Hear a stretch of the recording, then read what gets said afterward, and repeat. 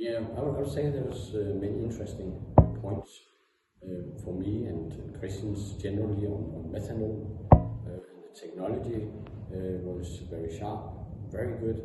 What I have in mind, taking out the most important point, was the complication with having the supply of the E and biomethanol right now. But it takes time, and it's a process we are going through. The 313 vessels now being able to operate on methanol, it will come in good time. Second, we have to be patient.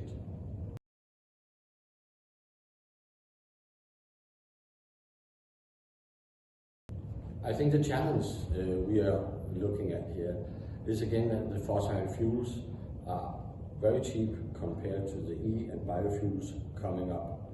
That has of course its reasons, but if something should go on the decarbonization in the way the path we want it to do, then we need to have more regulations, CO2 taxing or something like that. We need to have support to building up the production of the new e-fuels and biofuels and so on. Otherwise, it will take a long time before the decarbonization sets in.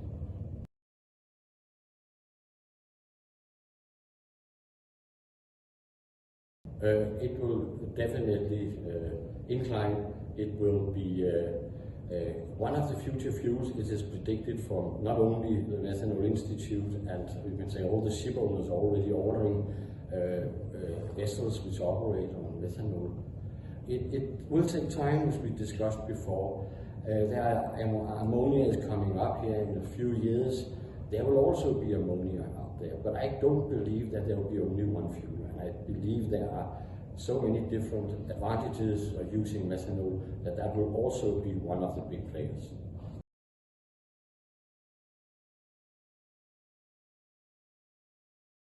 I'm looking forward actually to a session on onboard carbon capture.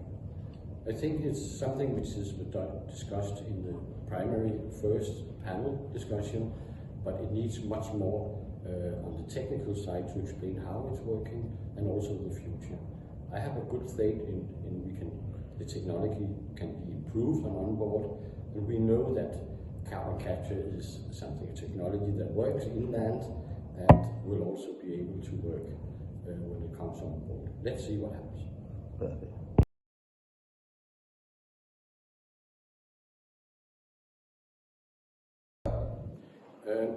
I like these conferences, and I have been to Motorship conference before quite a number of times, and it's fantastic.